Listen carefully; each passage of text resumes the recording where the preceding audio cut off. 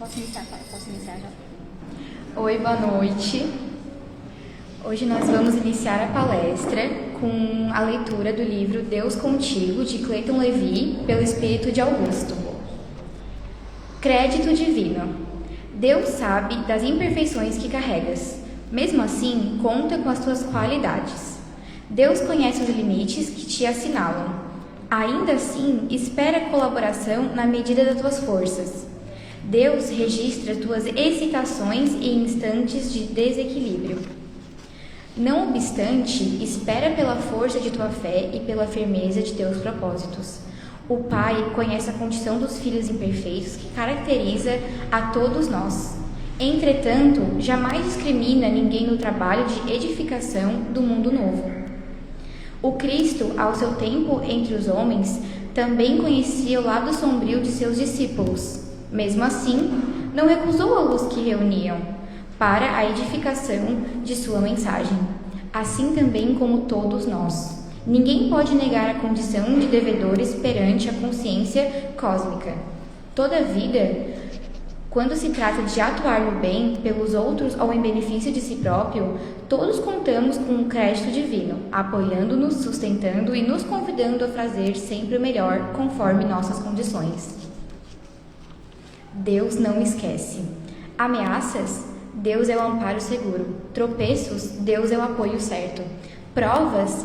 Deus é a força para superá-las. Por mais difíceis os teus dias, não te esqueças de Deus. Segue, ama e serve, porque Deus não esquece de ti. Uma boa palestra a todos, que assim seja.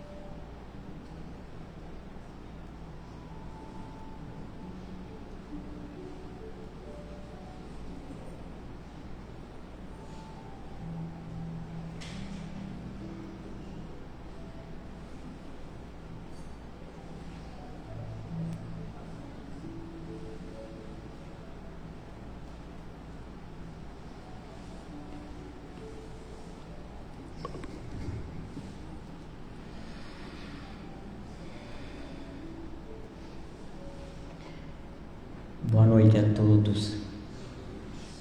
Uma boa noite a todos também os desencarnados. Que todos sejam bem-vindos.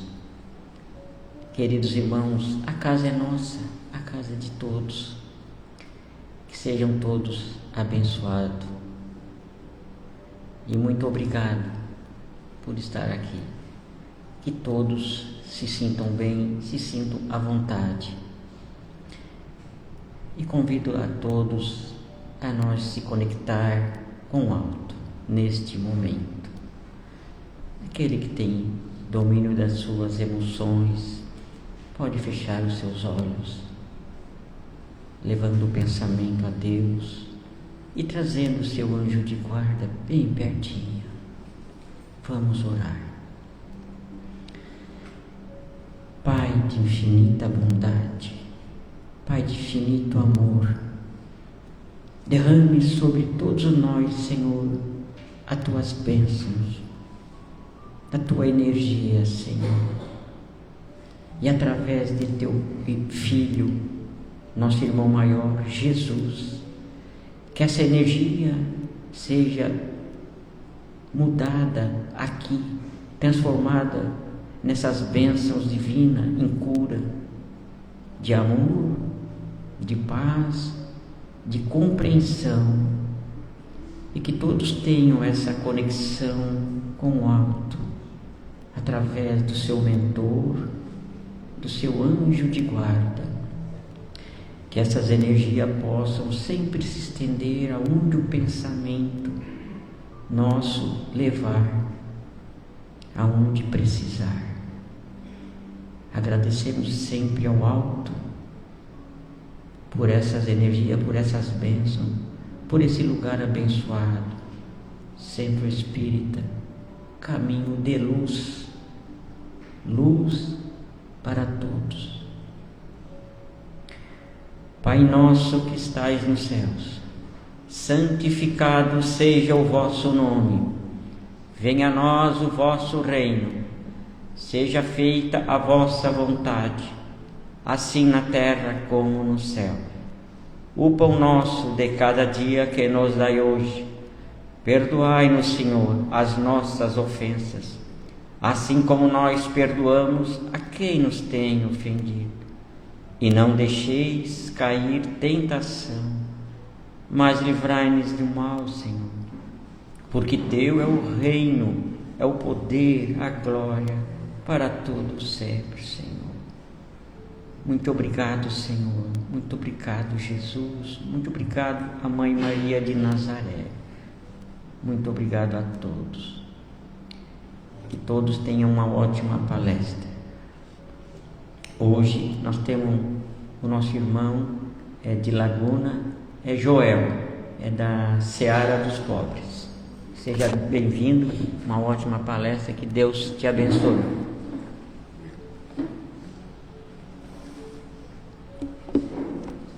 Boa noite a todos. Eu agradeço mais uma vez o Centro Espírita Caminho de Luz pelo convite. Espero poder passar para quem está aqui escutando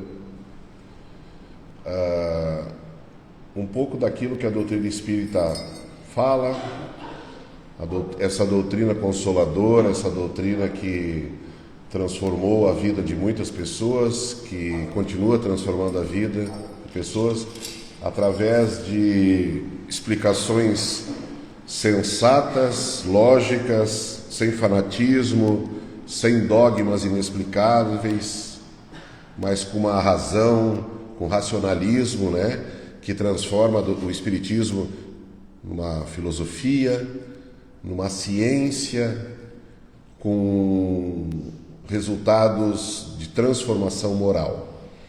Hoje eu trouxe um assunto intitulado Fatalidade e Livre-Arbítrio.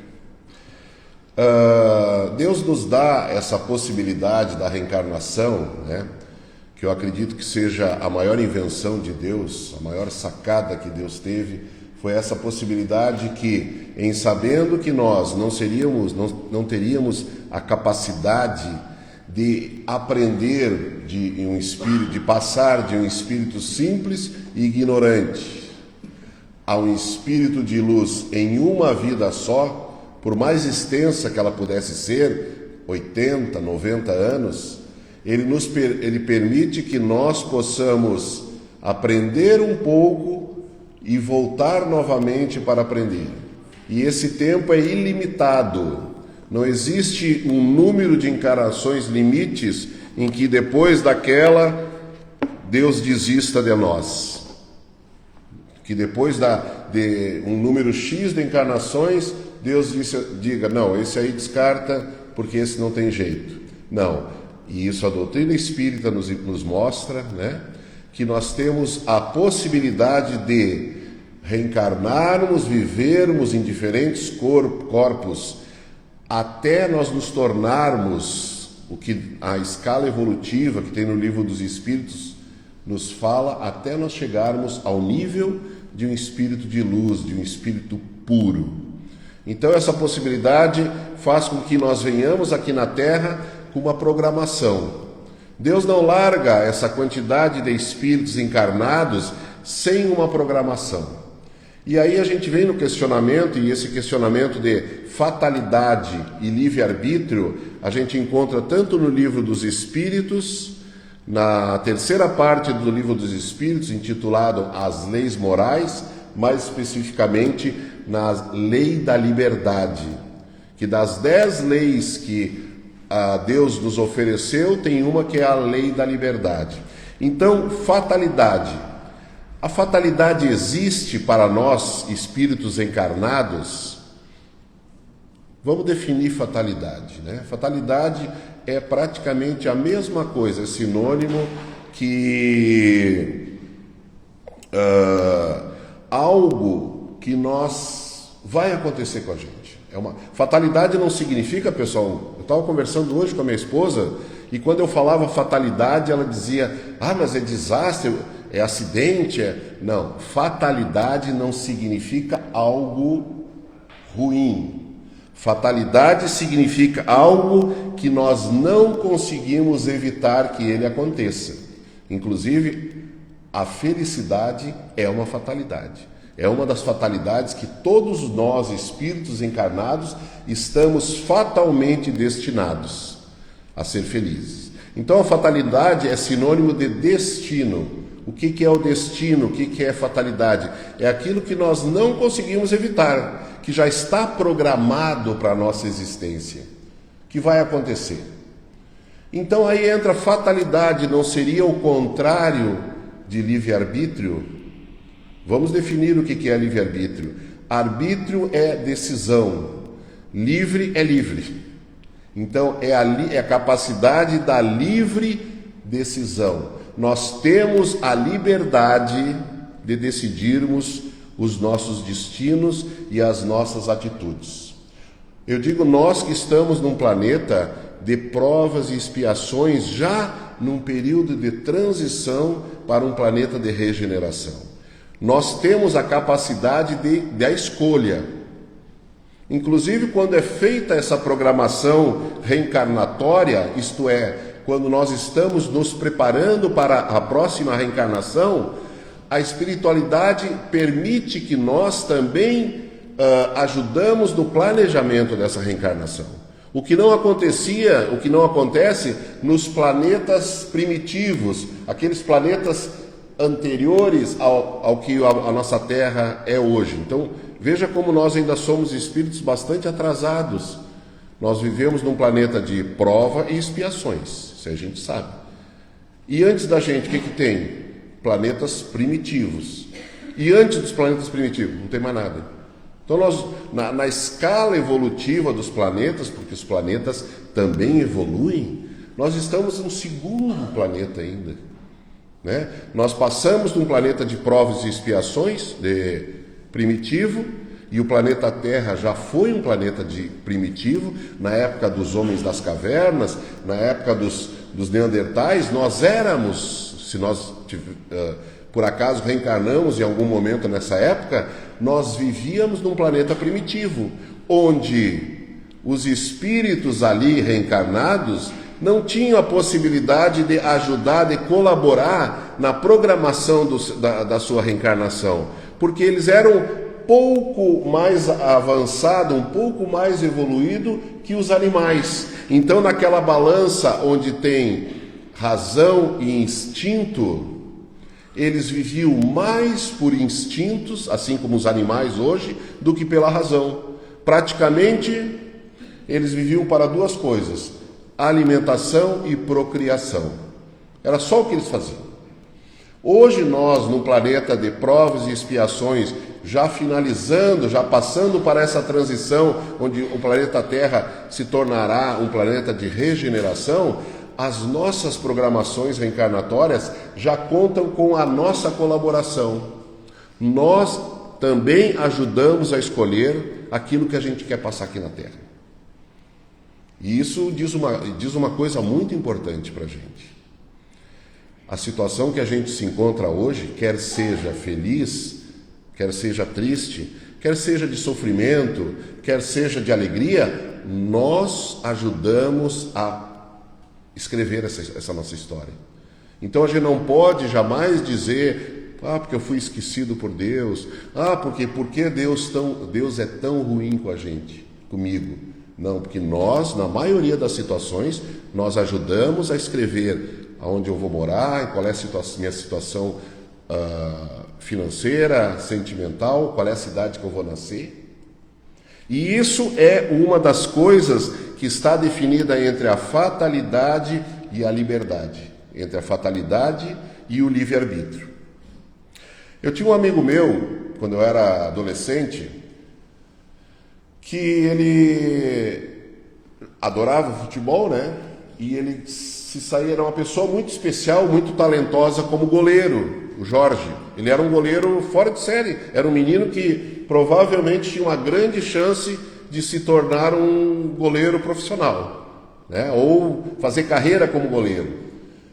Tacava numa boa, uma pessoa boa, não fazia mal para ninguém, não matava passarinho, né? Não falava mal dos outros, uma pessoa boa.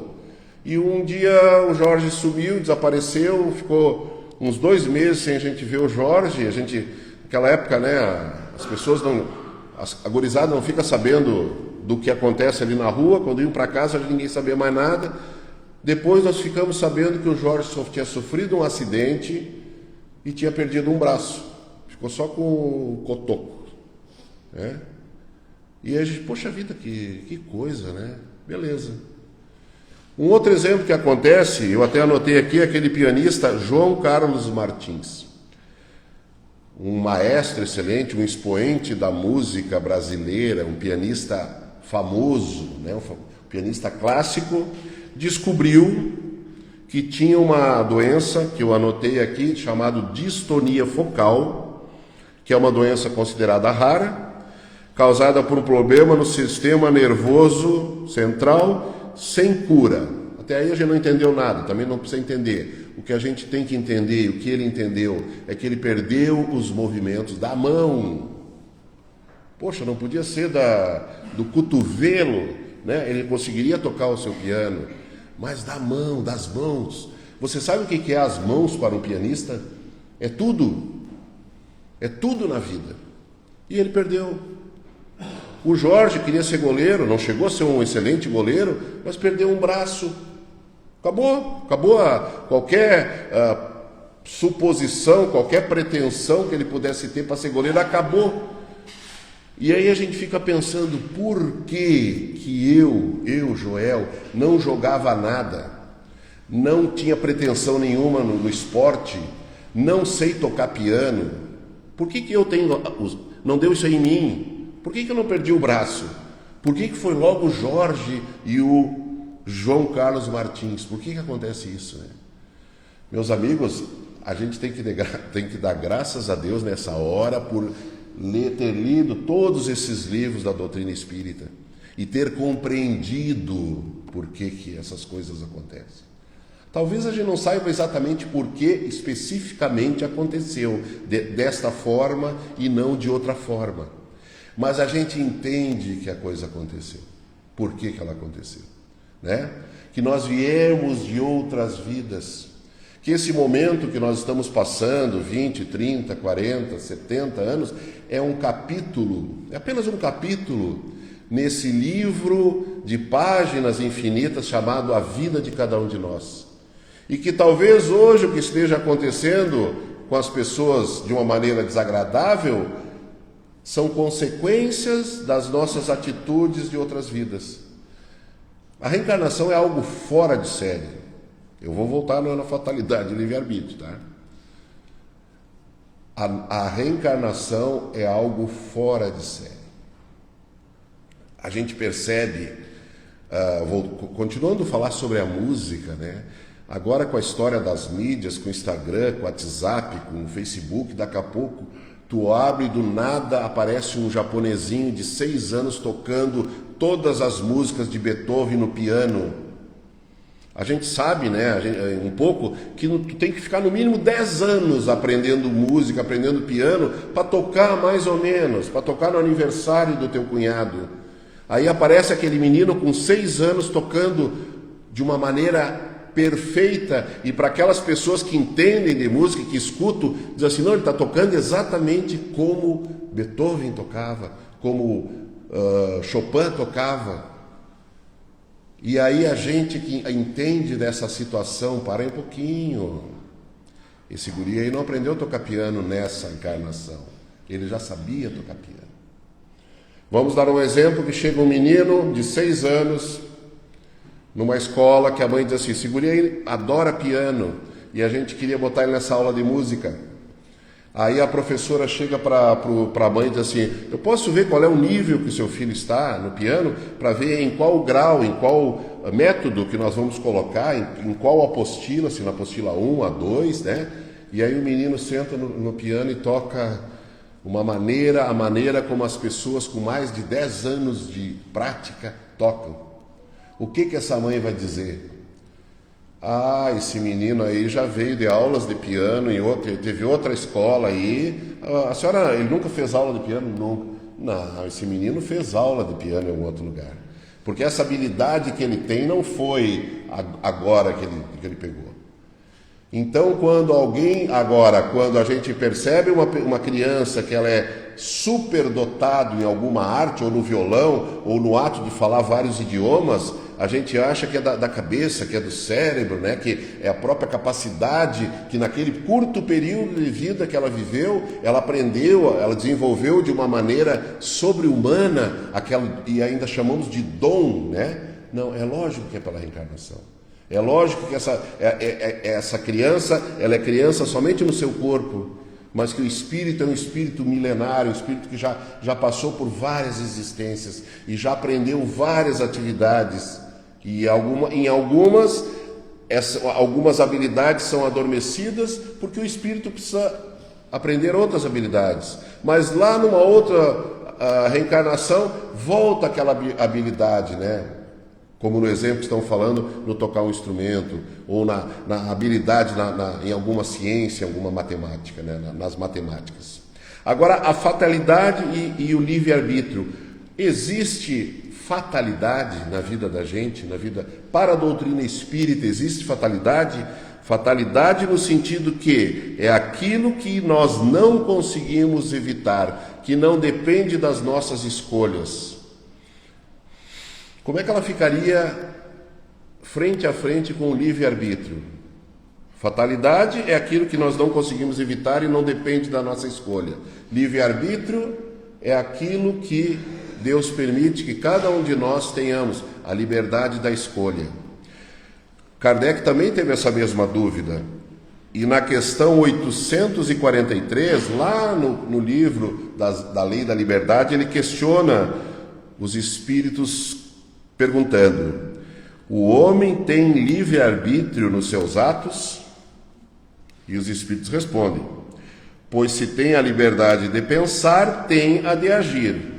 Sem o livre-arbítrio, o homem seria uma máquina. Não é verdade? Se nós fizéssemos coisas que não dependessem da nossa decisão, também não seria culpa nossa das consequências dos nossos atos. Se não é nós que escolhemos, nós não podemos ser culpados. Mais à frente, na questão 851, Kardec continua, né? Há uma fatalidade nos acontecimentos da vida?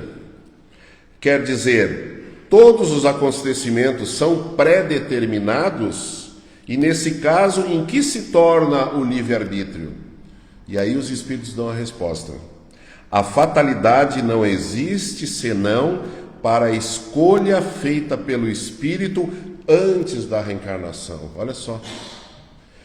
De sofrer esta ou aquela prova. Ao escolhê-la, isso lá no plano espiritual, na programação reencarnatória, ele traça para si mesmo uma espécie de destino, que é a própria consequência da posição em que ele se encontra. Então, quer dizer, existe a fatalidade. Tem coisas, meus amigos, que nós estamos aqui na Terra e nós vamos ter que passar, que não depende da nossa escolha. Não depende da nossa escolha enquanto espíritos encarnados. Porque nós ajudamos a escolher enquanto estávamos desencarnados. A fatalidade não existe senão para a escolha feita pelo espírito antes de reencarnar.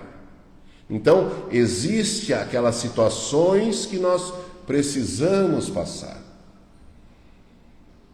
Se nós tivesse a capacidade total de passar somente por aquilo que nós gostaríamos de passar, o mundo ia ser uma bagunça. Quem é que viria aqui com a escolha no plano espiritual de ter que, sei lá, trabalhar ser pobre. Então existe algo que já vem programado do plano espiritual. A espiritualidade diz assim, a espiritualidade programa as situações que nós temos que passar. Geralmente são coisas assim, não programa toda a nossa existência, porque senão nós seríamos, como diz aqui, uma máquina, mas programa alguns pontos importantes da nossa existência. Tipo, em qual família tu vai reencarnar, quem vão ser teus irmãos, qual é a tua profissão, quem vai ser tua esposa ou teu marido. Isso está programado, tu não vai ter como fugir disso aí. Sempre entendendo que nada é absoluto em relação à espiritualidade. Mas então quer dizer que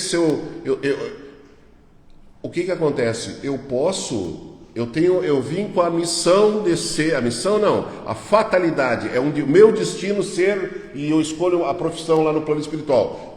Eu vou ser médico. Porque numa outra encarnação eu provoquei muitos atritos, eu abusei da minha saúde, abusei da saúde das pessoas que me serviam, e aí depois eu me arrependo, e no plano espiritual eu digo assim, nessa próxima encarnação eu quero trabalhar numa área que cure as pessoas. Então tá, tu vai ser médico, se tu tiver capacidade, tu vai nascer e o teu destino vai ser médico. Isso é determinado, isso é fatal, é o teu destino. Pô, mas e aonde entra o livre-arbítrio nessa situação? Entra no livre-arbítrio que tu pode ser um bom médico ou um péssimo médico. De repente, numa outra situação, eu venho determinado que eu tenho que ter a minha esposa ou o meu marido vai ter que ser aquele indivíduo que em outras encarnações eu tive algum atrito, eu tive alguma desavença e eu tenho que corrigir, eu tenho que voltar a conviver com ele. Então o meu destino é casar com a pessoa determinada. Isso é destino, isso é uma fatalidade. Mas eu posso, enquanto estar casado com essa pessoa, eu posso ser um bom marido ou um mau marido. Eu posso ser um mau pai, um bom pai. Então, resumindo, os espíritos explicam que nós temos a fatalidade nas coisas e nas escolhas materiais, mas na moralidade, nas ações morais, nós sempre teremos o nosso livre-arbítrio. Sempre nós temos a liberdade da escolha. A minha vocação era ser... Eu nasci com o destino de ser bombeiro, porque numa outra encarnação, de repente, eu provoquei muito incêndio. Beleza, eu vou ser bombeiro. Nada vai me fazer eu deixar de ser bombeiro na vida. Mas eu posso ser um bom bombeiro, aquele que ajude mesmo, que engrandeça a corporação do corpo de bombeiro, ou posso ser um malandrão, posso ser um corrupto dentro da instituição, que só desvie. Então essa é a diferença de fatalidade, destino para o livre-arbítrio. 859, continuando. Eu só vou ler umas 45 perguntas, tá, pessoal? Não fiquem... Brincadeira. Há fatos que devem ocorrer forçosamente e que a vontade dos espíritos não pode evitar? Aí ele reforça, existe a fatalidade? E os espíritos respondem, né? Sim, mas que tu, no estado de espírito, vistes e pressentistes ao fazer as tuas escolhas. Por exemplo, eu fiz uma escolha de nascer num local onde os índices de criminalidade são muito altos. E a gente entende que estatisticamente, né, pessoal, nos locais onde existe mais criminalidade, há uma tendência de, estatisticamente, formar mais criminosos. Então, de repente, eu posso ter essa tendência. Eu estou assumindo essa situação de, em vivendo numa situação onde tenha muito criminoso, eu acabo me tornando, naturalmente, pela força das coisas, acabo me tornando também um criminoso. Mas é um pressentimento, né, que tu teve ao fazer essa tua escolha. No Evangelho segundo o Espiritismo, no capítulo 8, Jesus diz: bem-aventurados os que têm coração puro. E ele fala dos escândalos, né, que também tem relacionado às fatalidades. E aí vem de repente aquela história que eu falei das pessoas que em um determinado momento, aparentemente sem um porquê, né, acontece algum acidente e elas podem sofrer alguma limitação. E Jesus diz que se a vossa mão ou o vosso pé vos é o motivo e objeto de escândalo, cortai-os e lançai-os longe de vós. Melhor será para vós que entreis na vida tendo um só pé ou uma só mão, do que terdes os dois e serdes lançados ao fogo eterno. Olha que simbologia, né? Que frase assim, que pode dar interpretações diversas, né? Jesus não estava dizendo para a gente cortar o braço, né? Não estava dizendo para a gente cortar uma perna, mas estava dando uma explicação dessa fatalidade que nós escolhemos antes de reencarnar, de nascermos com alguma limitação de saúde física, motora, mental. E isso é o Espiritismo, a doutrina espírita que nos mostra, né, que quando a gente vê alguém com algum problema de saúde, com algum problema físico, a gente compreende que aquilo não foi algo ao acaso, não foi um castigo de Deus, porque Deus não castiga, mas foi uma situação que foi o remédio que aquele indivíduo precisava. Foi aquilo que ele necessitava para não continuar cometendo os mesmos erros que até então ele cometia. Porque você sabe, né, que Deus nos dá não aquilo que a gente gostaria de receber. Ele nos dá aquilo que a gente precisa receber. Se você gostar daquilo que Deus te dá, é porque você já é um espírito evoluído, já é um espírito consciente das suas necessidades. Mas se nós nos encontramos na pobreza, na doença, nos conflitos familiares, nos conflitos com as pessoas, nos conflitos com as pessoas que a gente trabalha, é porque nós estamos no local que mais nos oferece condições de nos melhorarmos, que mais permite que nós possamos visualizar os nossos erros, as nossas falhas e as nossas faltas, e temos a oportunidade de corrigi-las. Uma vez perguntaram para Allan Kardec por que a gente não lembra das vidas passadas, né? E qual seria o melhor método para nós lembrarmos das vidas passadas. E ele diz que realmente não existe nada mágico que vá dizer o que tu fez ou o que tu foi em outras encarnações. Mas pela vida que tu tens hoje, tu pode talvez ter algumas pistas daquilo que tu teve numa outra encarnação.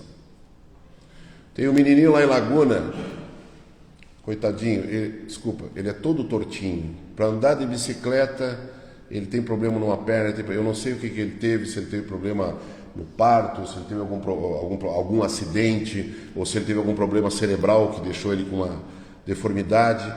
Mas engraçado, né, que quando ele passa eu não fico pensando assim, coitadinho, por que Deus foi tão cruel? Não, eu fico pensando assim, o que esse safadinho deve ter feito na outra encarnação que hoje ele veio assim? Mas a gente tem que entender que aquela situação é o remédio que ele está tomando. Quando uma criança está em casa de cama sendo medicada e está proibida ali de sair brincar com as outras crianças, está condicionada a ficar dentro do seu quarto, e a gente olha para aquela criança com uma pena, né, com pena de pai, com pena de mãe, diz, coitadinho, né, está ali presinho, quase que de castigo. A gente tem que entender, não, ele está ali porque estão cuidando muito bem dele. Estão dando tudo aquilo que é necessário para ele se curar, para ele ficar saudável. Se às vezes ele precisa tomar uma injeção que dói, ou tirar sangue que dói, ou fazer alguma situação dolorosa, não é como um castigo, não é como um acaso que azar é dele de ter ficado nessa situação, mas é porque ele está sendo bem cuidado. E nós muitas vezes, por ser espíritos ainda infantis, quase como uma criança, quando nós não recebemos o chocolate, nós ficamos bravos. Quando nós não recebemos aquilo que nós gostaríamos de receber, E a vida nos traz, em vez de nos trazer coisas boas, nos traz uma doença na família, nos traz uma limitação física, nos traz uma condição financeira que a gente não gostaria de ter. A gente acha que nós somos esquecidos por Deus. Nós achamos que nós somos, que Deus está sacaneando a gente. Mas não.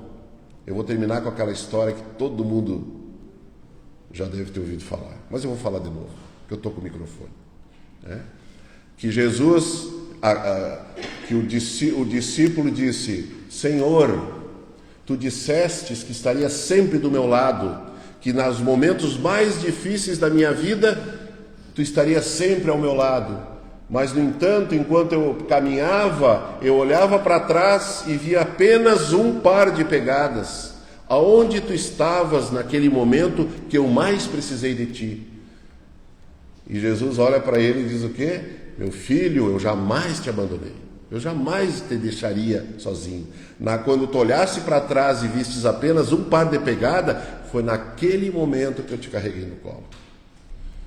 Então a gente tem que pensar isso aí. No momento que tu está sentindo maior tristeza, os maiores sacrifícios, e parece que está tudo andando para trás, a gente tem que pensar que é nessa hora que Deus está do nosso lado, que Jesus está do nosso lado, que o nosso anjo protetor está do nosso lado, que todos aqueles espíritos familiares, a mãe que já desencarnou, o pai, a avó, estão no nosso lado, ajudando. Quem já perdeu a mãe aqui? Eu já perdi também. Aonde vocês acham que está a mãe de vocês nesse momento? Curtindo em cima de uma nuvenzinha, tocando uma harpa? Não, é lógico que ela está do lado da gente. Se tiver 5, 6 filhos, como lá em casa nós éramos em 5, ela vai estar do lado dos 5. Porque para uma mãe, para um pai, o local mais importante que ele quer estar é do lado dos seus filhos. E não é porque ele desencarnou que ele vai perder esse sentimento. Então nós estamos sempre amparados, sempre protegidos por esse amor divino e amor de toda espiritualidade. Queria agradecer os minutos que tivemos juntos e que a paz de Deus e que a paz de Jesus Cristo nos acompanhe sempre. Muito obrigado.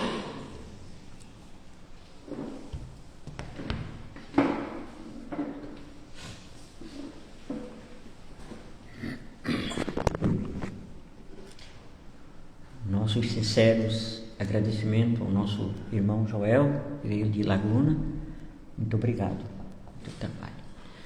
E convido a todos para nós entrar em prece de agradecimento, prece a Jesus no momento. Pai de infinita bondade e justiça, sempre nesse caminho, na nossa vida, Senhor. Obrigado ao Pai Celestial por tudo, por o dom da vida, por o dom de caminhar, por o dom de falar, por o dom de nós enxergar, possa trabalhar. Então temos que agradecer pelos braços perfeitos que temos. Sempre há um momento para agradecer. Agradecemos sempre à noite, agradecemos de dia, agradecemos em todo momento por essa vida, por esta oportunidade. Agradecemos por essa encarnação, que é a melhor encarnação que temos, meus queridos irmãos. E podemos nos aperfeiçoar, de termos o nosso livre arbítrio, de fazer o de melhor para nós neste momento. Pai de infinito amor, oremos também por aqueles que não puderam chegar até aqui, nossos familiares, parentes, amigos, filhos que estão em casa ou em hospitais, aonde estiver. Levamos o pensamento numa prece para que eles recebam essa energia que flui, que sai, que chega do alto. Muito obrigado. Concedei-nos, Senhor, a serenidade necessária para aceitar as coisas que não podemos modificar, coragem para modificar aquela que podemos e sabedoria para distinguir uma das outras. Em casa, Deus te mantenha, No trabalho, Deus te inspire. No trânsito, Deus te guie. Em tudo que eu faças, que Deus te abençoe. Uma abençoada noite a todos. Muito obrigado a todos que estão aqui. Que Jesus abençoe e ampare a todos nós. Muito obrigado. Que assim seja.